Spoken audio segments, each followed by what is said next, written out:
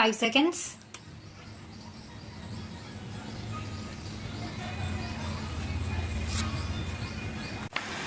I am glad to welcome you to this conference, the main initiative for calling which belongs to my friend and colleague, when the first suggested to me that there should be a meeting of vice chancellors and others to consider how we can improve agricultural education in the country. I readily agreed. There is perhaps no single issue which is of greater importance for the future well-being of our country. A hard fact which we must face is that the economic life of India is not properly balanced between agriculture and industry. Though there has been considerable development in industry in India in the last 50 years, we cannot by any means call India an industrial country. The basis of our life is still agricultural, and the vast majority of our people depend on agriculture for their livelihood. In fact, curious as it may seem, the pressure on the land has, on the whole, been increasing in spite of the growth of our industries. It is therefore all the more regrettable that we cannot produce enough food even to meet our requirements. Roughly 80% of our people are in some way or the other connected with the land, and yet we have to depend upon foreign countries to get enough food for our people. In sharp contrast, we find that the USA, where not even 1/5 of the people work on the land, not only produces all its food but exports vast quantities to other parts of the world. We must therefore ask ourselves the reason why, with 4/5 of our people on the land, we are still deficit in food supply, whereas other countries which do not use even 1/5 of their manpower for the production of food are surplus areas. A searching inquiry into this problem is more necessary as our position has not always been so bad as it is today. Until some years ago, we have in fact been exporting wheat and other food grains, but since 1983, we seem to be suffering from a perpetual shortage.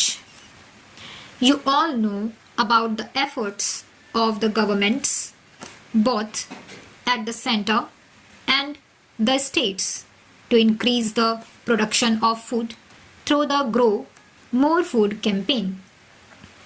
I think you will all agree that the results have not been commensurate with our efforts in this regard as such. We know that the average yield of our land is one of the poorest in the world, and this is so in spite of the fact that the quality of our soil is perhaps second to none. The only explanation is that our methods of agriculture are not fully effective. We must therefore think in terms of a change in our agricultural methods. This can be achieved only if our agricultural education is thoroughly recast. I think you will all agree that the present system of agricultural education in India is not satisfactory. It has not proved adequate even in normal times. During an emergency like the present, its shortcomings are only too apparent. Most of our universities have some provision for agricultural education, but the education is mainly theoretical, so that the results we could expect from the application of science to agriculture do not materialize. Our agricultural graduates are fit for almost everything except becoming agriculturalists themselves. Our present agricultural education is defective because it lacks adequate practical basis. An even greater defect is that agricultural education is not an essential part of the general education of the country. Education is intended to develop the potential abilities of the individual in the context of the requirements of society. In a country like India, where agriculture is not only the main profession but the dominant way of life, it is necessary that agriculture must enter intimately into every aspect of general education. We are now planning to transform the system of our primary education by converting it into basic education. Gandhiji, with the insight of a genius, saw that if education is to be creative and real for millions of our people, it must seek to satisfy their basic requirements of food and clothing. Intellectual development can be adequate and satisfactory only in the context of satisfying these two basic needs.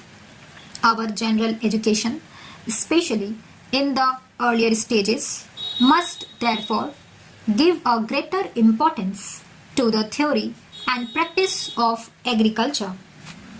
I have for some time been considering the question of having some kind of conscription by which all students in our colleges and universities would be compelled to work for a period in fields and factories.